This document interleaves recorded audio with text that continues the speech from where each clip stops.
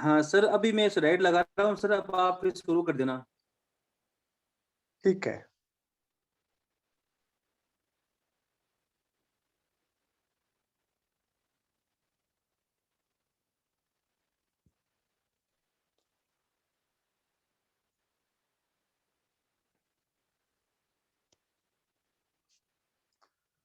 नमस्कार। आयुक्तालय कॉलेज शिक्षा विभाग राजस्थान के निर्देशानुसार राजकीय लोहिया महाविद्यालय चूरू के इतिहास विभाग के तत्वावधान में आयोजित ज्ञानदूत 2.0 के व्याख्यान प्रसारण कार्यक्रम में मैं डॉक्टर डी के चारण आप सभी का हार्दिक अभिनंदन करता हूं।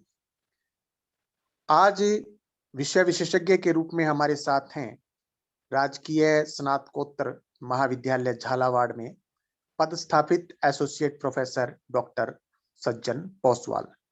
मैं डॉक्टर सज्जन पोसवाल जी का स्टूडियो में स्वागत करता हूं और आपसे निवेदन करता हूं कि आप अपना व्याख्यान प्रारंभ करें। डॉक्टर सज्जन पोसवाल। नमस्कार साथियों और विद्यार्थियों, आज हम इस ज्ञानदूत 2 के प्रोग्राम में एक बार फिर से इकट्ठा हुए हैं। आप सब लोगों का बहुत बहुत स्वागत, अभिनंदन। आज हम जिस विषय पर बात करेंगे वह बहुत ही रोचक विषय है, हमसे जुड़ा है सीधे सीधे राजस्थान वासियों से। आज जिस विषय पर हम बात करेंगे उसका शीर्षक है राजस्थान में राजनीतिक चेतना। साथियों, मित्रों, विद्यार्थियों, जब हम राजस्थान का नाम लेते हैं तो स्वाभाविक तौर पर उसके आगे जो शब्द जुड़ता है वह है वीर भूमि राजस्थान। अब जब हम राजस्थान की चेतना की बात करते हैं तो बहुत स्वाभाविक है कि हम आधुनिक काल के राजस्थान की बात करते हैं, और जब हम आधुनिक काल के राजस्थान की बात करते हैं तो जैसे राजस्थान के साथ वीर भूमि जुड़ा हुआ है, वैसे ही राजस्थान की वीरता का, उसकी राजनीतिक चेतना का, उसके गौरव का प्रतीक है राणा प्रताप। हमें, हमारे लिए गर्व की बात है कि हम ऐसी शख्सियत की जन्मभूमि से जुड़े हैं जो सारे हिंदुस्तान की राजनीतिक चेतना का एक बड़ा स्रोत रहा है। अब जब हम राजस्थान की इस पृष्ठभूमि में अंग्रेजों के आने के बाद राजस्थान की स्थिति को समझेंगे, उसको बेहतर तरीके से समझ लेंगे, तभी हम उसकी चेतना को समझ पाएंगे। आप सब जानते हैं, मध्यकाल का जब हम इतिहास पढ़ते हैं राजस्थान का, तो हम जानते हैं कि जैसे जैसे मुगलों की ताकत कमजोर होती गई, वैसे वैसे देश में जिन शक्तियों का प्रभाव बढ़ा और खास तौर से उत्तरी भारत में प्रभाव बढ़ा, वो शक्तियां, उनमें मराठा सबसे प्रमुख है। आप यह भी जानते हैं कि मराठों ने और पिंडारियों ने जिस तरह से राजस्थान के शासकों से उनके आपसी झगड़ों में हस्तक्षेप करके जिस तरह से लूट की, जिस तरह से वसूली की, जिस तरह से चौथ और सरदेशी के नाम से यहाँ के राजाओं के सामने जो चुनौती खड़ी करी, वे राजा उससे यकायक एक एक करके सामना नहीं कर सके और धीरे धीरे वे राजा उनकी तरफ उन्मुख हुए जो एक नई शक्ति के तौर पर हिंदुस्तान पर अपना प्रभाव जमा रही थी, और वो शक्ति थी अंग्रेज। आप जानते हैं कि राजस्थान में यह शक्ति सबसे पहले, हालांकि 1802-3 से प्रभावी होने लगी थी। हमने वो दौर देखा है जब जालिम सिंह ने अंग्रेजों के साथ संधियां की। इससे पहले लंबे समय तक कर्नल टॉड यहाँ रहे, जिन्होंने पहली बार इस हमारी वीर भूमि को राजस्थान नाम दिया था, और annuls and antiquities of Rajasthan जिन्होंने लिखा था। तो यहाँ के शासक, चाहे वो जयपुर हो, जोधपुर हो, बीकानेर हो, कोटा हो, उदयपुर हो, करौली हो, जितनी भी हमारी देशी रियासतें थी, राजपूताना की रियासतें थी, उनकी स्थिति कमोबेश मराठों और पिंडारियों के आक्रमणों के सामने एक जैसी थी, और इसलिए वे इससे घबराकर एक ताकतवर शक्ति के साथ समझौता करना चाहते थे, और वो शक्ति थी अंग्रेज, जो पहले से ही आप जानते हैं प्लासी के युद्ध से ही भारत में अंग्रेज प्रभावी होने लगे थे। उन्होंने अपनी सत्ता स्थापित की थी, और उस सत्ता के बल पर 1818 तक आते आते राजस्थान के जो राजपूत शासक थे, जो देशी शासक थे, उन्होंने भी क्रमशः एक एक करके अंग्रेजों से संधियां की, और ये संधियां कमोबेश एक तरह से अंग्रेजों के सामने हमारे शासकों का समर्पण था। समर्पण इस बात के लिए कि अब उनकी रक्षा करने के लिए अंग्रेज थे, वे अंग्रेजों को इस बात की ताकत दे रहे थे, शक्तियां दे रहे थे, अपने आप को समर्पित कर रहे थे कि अंग्रेज उनके मामले में लाख कहें और कहते रहे कि वे हस्तक्षेप नहीं करेंगे, लेकिन आगे आने वाले वक्त ने बताया कि अंग्रेजों ने किस तरह से इन राजाओं की आंतरिक राजनीति में हस्तक्षेप किया, प्रशासन में हस्तक्षेप किया, और धीरे धीरे कहने को सार्वभौम सत्ता होने के नाते किस तरह से पूरे राजस्थान पर अंग्रेजों का नियंत्रण स्थापित हो गया। तो ये जो अंग्रेजों का नियंत्रण स्थापित हुआ, इसके बाद हमारे साथ, हमारी जनता के साथ जिस तरह का व्यवहार किया, जो बदलाव आए, उन बदलावों ने राजस्थान को जिस तरीके से प्रभावित किया, वही तरीका है जो राजस्थान में राजनीतिक चेतना पैदा करता है।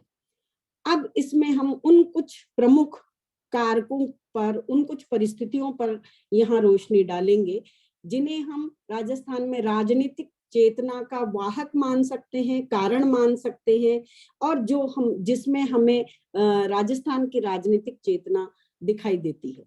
तो इसमें हम सबसे पहले बात करेंगे अफीम और नमक संधियां। छात्रों और छात्राओं, आप जानते हैं कि किस तरह से अंग्रेजों का जो मकसद था, राजस्थान ही नहीं पूरे देश में साम्राज्य स्थापना का जो असली मकसद था, वो अपना आर्थिक लाभ कमाना था। तो वो जो उनकी नीति थी, उसे उन्होंने राजस्थान के राज्यों पर भी लागू किया, और यहाँ के राजाओं से अलग अलग समय पर अलग अलग ऐसी संधियां की, जिन संधियों के माध्यम से वे यहाँ के जो प्राकृतिक संसाधन थे, उन प्राकृतिक संसाधनों से लाभ कमा सके। आप जानते हैं इसमें नमक संधियां इसलिए महत्वपूर्ण है, आप सब जानते हैं सांभर में एक बड़ी नमक की झील थी, नावा में थी, पचपदरा में थी। तो ये जो हमारी नमक यहाँ जो बनाया जाता था, बहुत नॉमिनल रेट पर हमारी जनता को ये नमक उपलब्ध होता था, बाहर भी जाता था। अंग्रेजों ने बहुत तरीके से जयपुर जोधपुर के साथ संधियां कर नमक पर धीरे धीरे अपना एकाधिकार स्थापित किया, उसके आवागमन पर कंट्रोल स्थापित किया, नए नए कर लगाए, और इस तरह से राजस्थान की अर्थव्यवस्था में अनजाने और जाने उन्होंने अपना नियंत्रण स्थापित किया, जिससे राजस्थान की जनता पर नकारात्मक प्रभाव पड़ा, उनकी अर्थव्यवस्था पर, उनकी आर्थिक स्थिति पर नकारात्मक प्रभाव पड़ा। इसी तरह से आप जानते हैं कि ब्रिटेन ने किस तरह से चीन को अफीम की लत लगाई थी, और उस अफीम की सप्लाई करने के लिए हमारा जो क्षेत्र है, जिसमें मालवा से लगा हुआ, मालवा तो है ही, हाड़ौती के जो 3 राज्य हैं, झालावाड़, कोटा, बूंदी, और इधर हम देखें तो उदयपुर, डूंगरपुर, ये ऐसे स्टेट्स थे, प्रतापगढ़, जहां अफीम पैदा होती थी। तो इस अफीम पर भी अंग्रेजों ने हमारे शासकों से संधियां करके और उन्हें अफीम खरीदने का एकाधिकार प्राप्त कर अपनी मर्जी की रेट पर उन्होंने अफीम खरीदी, जिससे हमारे किसानों को नुकसान हुआ। और विद्यार्थियों, ये 2 ऐसी बातें हैं जो आपको हमेशा याद रखनी चाहिए, और ये ऐसी चीजें हैं जो सीधे राजस्थान की जनता की स्थिति को प्रभावित करती थी। चाहे संधियां राजा से हुई हो, चाहे 1818 की संधियां हो, चाहे अफीम संधियां हो, चाहे नमक संधियां हो, ये संधियां राजाओं से होने के बावजूद इनके जो छन छन कर प्रभाव आ रहे थे, वे प्रभाव सीधे राजस्थान की जनता की गरीबी से जुड़े थे, और राजस्थान की जनता सोचने लगी थी कि कहीं ना कहीं उनकी जो अवनति हो रही है, उसकी जो गरीबी आ रही है, उसकी जो आर्थिक स्थिति पर प्रभाव पड़ रहा है, उसके लिए राजा या सामंत नहीं, राजा और सामंतों की समझाइश से कोई तीसरी शक्ति जिम्मेदार है, जिसे अंग्रेज कहते हैं। अब एक और बहुत महत्वपूर्ण कारण है जो राजस्थान में राजनीतिक चेतना की नींव कहा जा सकता है, आधारशिला कहा जा सकता है, जो राजनीतिक चेतना को प्रस्तुत भी करता है और जो राजनीतिक चेतना को और आगे बढ़ाने का कारण भी है, और वो है 1857 की क्रांति। आप सब जानते हैं कि 1857 की क्रांति पूरे देश में हुई थी। किस तरह से, चाहे कुछ लोगों ने इसे सिपाहियों का विद्रोह कहा हो, कुछ लोगों ने सामंतों का कहा हो, कुछ लोगों ने मुसलमानों का कहा हो, लेकिन असली मायने में ये जो हमारा राष्ट्रीय क्रांति थी, पहली स्वतंत्रता का ये जो संग्राम था, इसमें राजस्थान जो शासकों के अधीन था वह भी पीछे नहीं रहा। और आप जानते हैं कोटा में बहुत बड़ी क्रांति हुई थी, कोटा के सैनिकों ने यह की थी, और वहां का जो रेजिडेंट था मेजर बर्टन, उसका सर उन्होंने कलम किया था और पूरे शहर में वो घूमे थे। आवा में आप जानते हैं वहां भी जो वहां के सामंत थे और जो एरिनपुरा की छावनी थी वहां विद्रोह हुआ था, और कुशाल सिंह के नेतृत्व में अंग्रेजों के प्रति विरोध जो प्रकट किया गया था, बीच में भले ही राजा हो, धौलपुर में हुआ, भरतपुर, टोंक, जयपुर, इन सब इलाकों में राजा भले ही अंग्रेजों के साथ हो, लेकिन यहाँ के जो सैनिक थे, जो सेना थी, उसने क्रांतिकारियों का साथ दिया। जो हमें कई सोर्सेस, आजकल तो बहुत नेटिव सोर्सेस, बहुत लोक स्रोत इस बात के मिलते हैं जो ये जाहिर करते हैं कि राजस्थान की जनता ने अंग्रेजों से नाराज होकर, जिन्हें तत्कालीन स्रोतों में काले सिपाही, काली सेना कही गई है, जो भारत की सेना है, उसका उन्होंने साथ दिया। और तांत्या टोपे भी आप यहाँ आए थे, आप जानते हैं, जयपुर होकर, उदयपुर होकर बूंदी, और बूंदी से सीधे झालरा पाटन जो मालवा से लगा हुआ इलाका है, वहां वो पहुंचे थे। और उन्हें राजाओं का भले ही साथ ना मिला हो, लेकिन राजाओं की सेना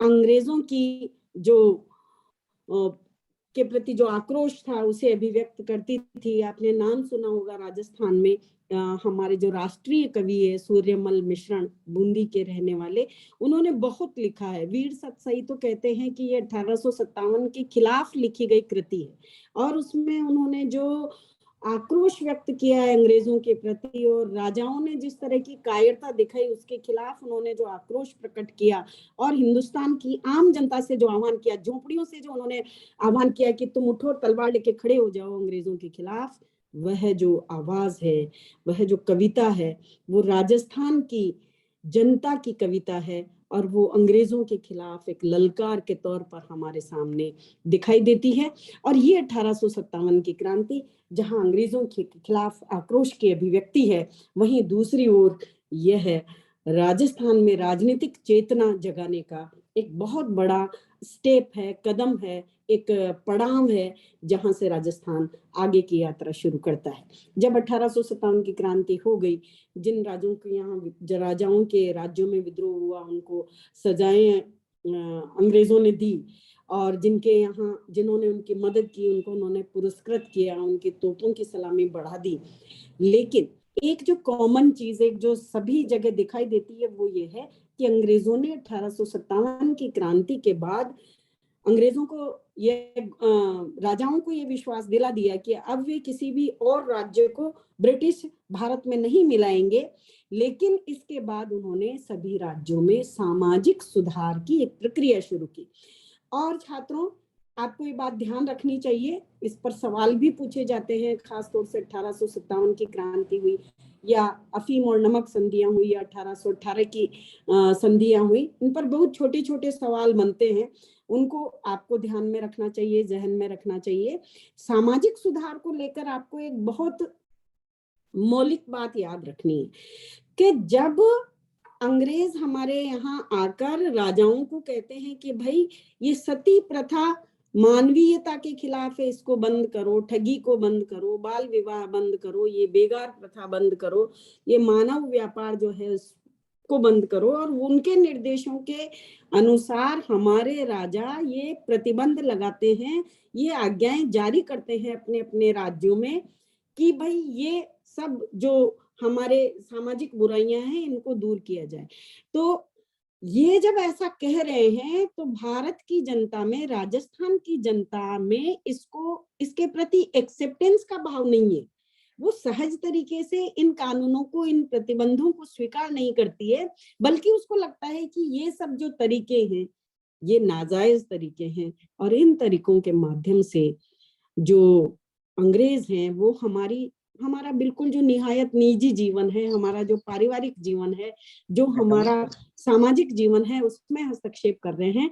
तो इसके लिए भी राजस्थान की जनता में नाराजगी पैदा होती है। लेकिन साथियों देखिए, जब आर्य समाज आंदोलन होता है और दयानंद सरस्वती इसको लेकर आए, तो आर्य समाज आंदोलन जब कहता है कि आप सती प्रथा बंद करो, आप बाल विवाह बंद करो, तो यहाँ की जनता इसको हाथों हाथ लेती है और इसका स्वागत करती है।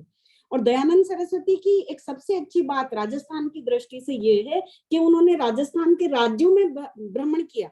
उन्होंने परोपकारिणी सभा की स्थापना की उदयपुर में, और उदयपुर में इसी समय आप जानते होंगे कि श्यामजी कृष्ण वर्मा भी वहां के दीवान थे। मैडम सज्जन जी। जी सर। मैडम स्क्रीन शेयर नहीं हो पा रही है। अच्छा, आपकी एक मिनट है ना, कोई बात नहीं, देख लीजिए। अच्छा, एक मिनट सर, एक मिनट। स्क्रीन तो मेरी इस पे पता नहीं क्या, एक मिनट सर। आवाज तो आ रही है मेरी? आवाज बहुत साफ आ रही है, स्क्रीन भी आ रही थी, अभी थोड़े समय से नहीं आ रही है, पूरे समय बाकी स्क्रीन रही है आपकी। अच्छा, एक मिनट सर।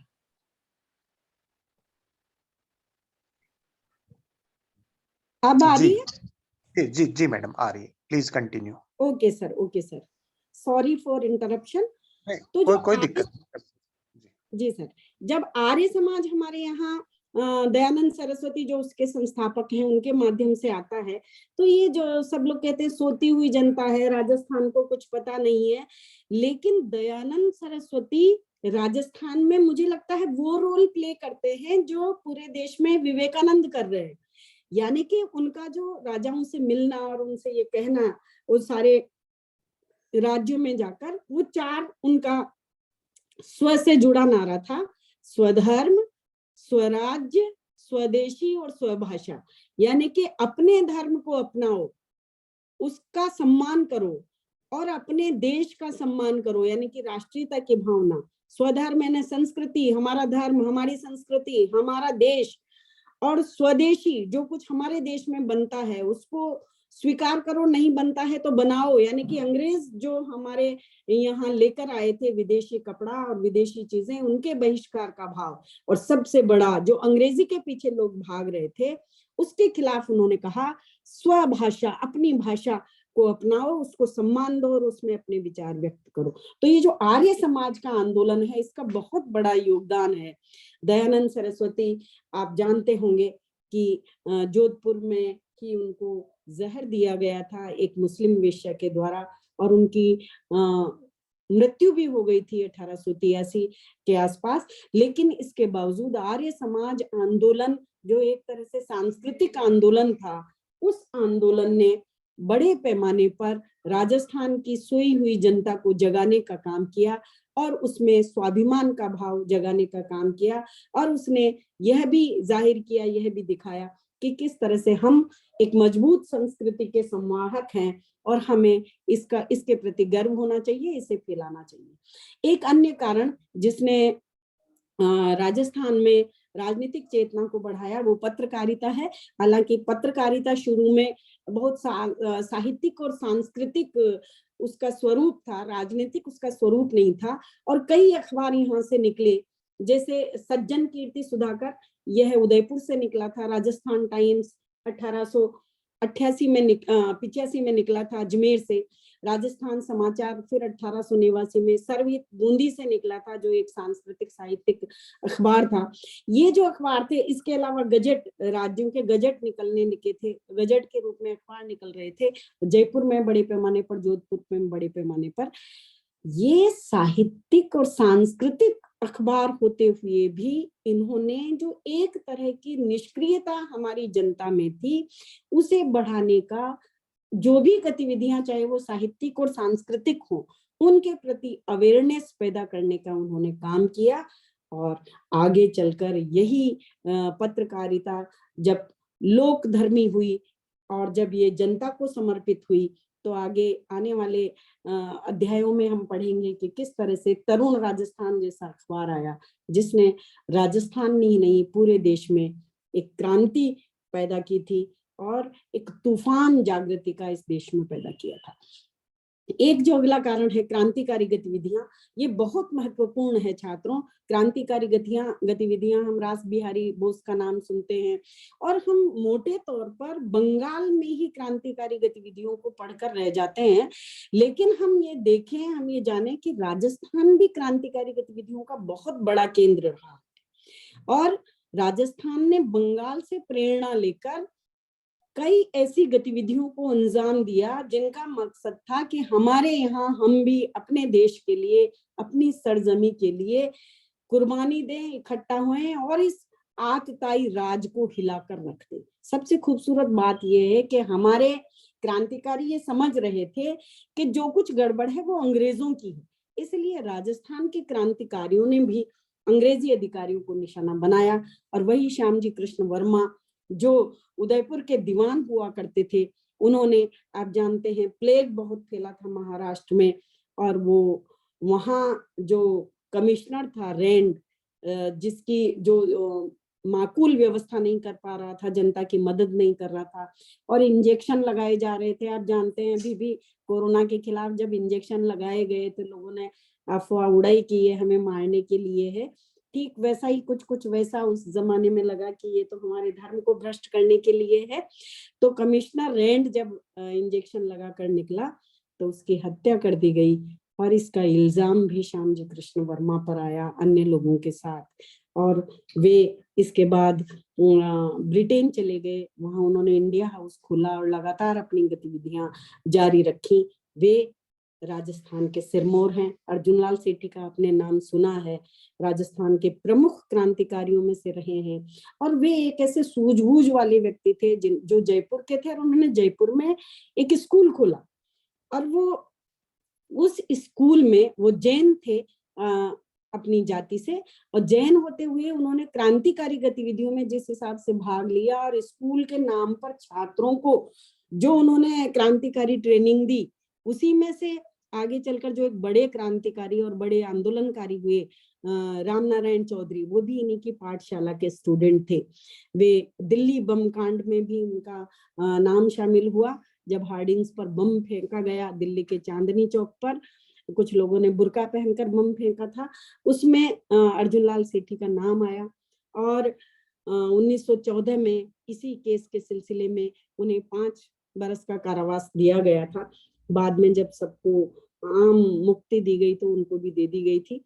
अर्जुनलाल सेठी के अंतिम दिन बड़े तकलीफ में निकले, लेकिन उनका एक बड़ा योगदान है राजस्थान के क्रांतिकारी आंदोलन का, उन्हें भीष्म पितामह हम कह सकते हैं। और एक जो बहुत सुपरिचित नाम है केसरी सिंह बारहट, वो एक ऐसा नाम है जो राजस्थान के युवाओं की शिराओं में आज भी जोश पैदा करता है, क्योंकि ये केवल नाम नहीं है, ये केवल व्यक्ति नहीं है, ये क्रांतिकारी आंदोलन की एक संस्था हम कह सकते हैं, जिसमें इनका पूरा परिवार कुर्बान हुआ था। इनके भाई जोरावर सिंह बारहट, इनके बेटे सुपुत्र महाराणा प्रताप के नाम पर ही उनका नाम था, प्रताप सिंह बारहट, और इन्होंने महाराणा प्रताप की तरह ही अपनी देश की रक्षा के लिए, अपनी मातृभूमि की रक्षा के लिए क्रांतिकारी गतिविधियों में भाग लेते हुए बनारस हत्याकांड में, ये बम कांड में ये पकड़े गए थे और एक मुखबरी की वजह से गिरफ्तार हुए थे और इनको फांसी की सजा दी गई थी। इनसे कहा गया था कि आप माफी मांग लो तो आपकी माँ बहुत परेशान है, तो वो खुश हो जाएंगी, तुम छूट के जाओगे। तो उन्होंने जो जवाब दिया था वो हिंदुस्तान, राजस्थान ही नहीं, हिंदुस्तान की आगे आने वाली हजारों हजार पीढ़ियों को इस देश के लिए कुर्बान होने के लिए हमेशा प्रोत्साहित करता रहेगा। उन्होंने जेलर से कहा था, प्रताप सिंह बारहट ने, बहुत छोटा बच्चा था, उसने कहा था, मैं अपनी एक माँ के लिए, जो इस देश की हजारों माएँ हैं, उनके आंसू, मैं नहीं चाहता कि उनके भी आंसू निकले और वो भी रोएं, इसलिए मेरी माँ को रोने दो, मैं इस देश के लिए कुर्बान होना ज्यादा बेहतर समझता हूँ। तो बहुत बड़ी बात है बच्चों, हमको इनसे सीखना चाहिए किस तरह से केसरी सिंह बारहट भी इनको भी क्रांतिकारी गतिविधियों को बहुत आगे ले जाना चाहते थे, लेकिन जैसा कि आप जानते हैं क्रांतिकारियों के पास धन की कमी थी और इसलिए ये बड़े पैसे वालों को के ऊपर डकैती डाला करते थे।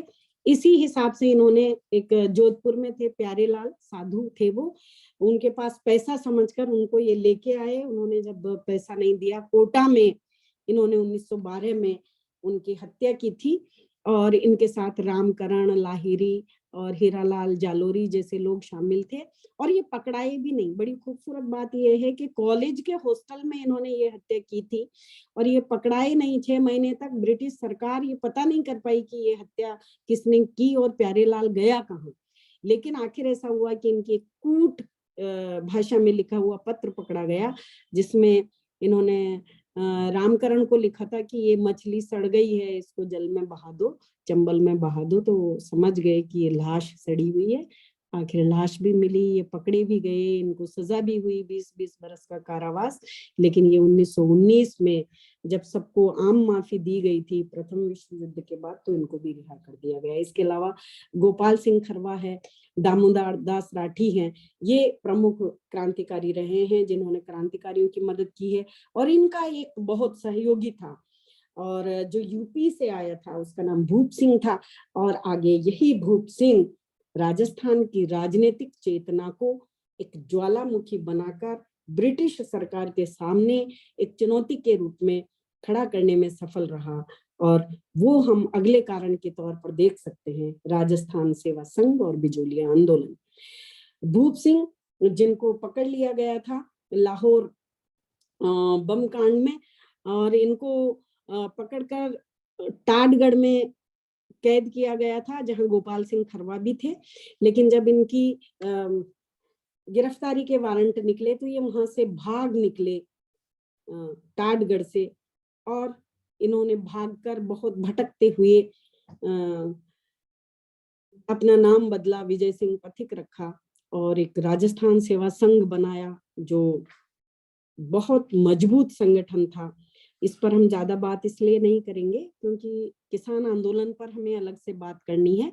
यहाँ बस इतना ही कि राजस्थान सेवा संघ के माध्यम से विजय सिंह पथिक ने बिजोलिया आंदोलन चलाया। और ये जो दौर है किसान आंदोलन शुरू होने से का और ये गतिविधियां खत्म होने का, ये जो एक मोड़ बिंदु है और एक मिलन बिंदु है, इस बिंदु पर हम इस बात को खत्म करते हैं कि राजस्थान सेवा संघ ने आखिर ये जो पृष्ठभूमि बनी हुई थी, इस पूरी पृष्ठभूमि को, इस पूरी राजनीतिक चेतना के जो छोटे छोटे कारण थे और जो कई आयाम थे, उन सब आयामों को एक साथ जोड़कर किसान आंदोलन के माध्यम से राजनीतिक चेतना को एक बड़े व्यापक आंदोलन के रूप में खड़ा किया था।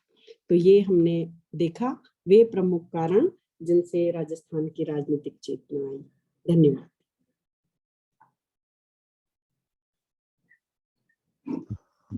बहुत बहुत धन्यवाद मैडम का, थैंक यू।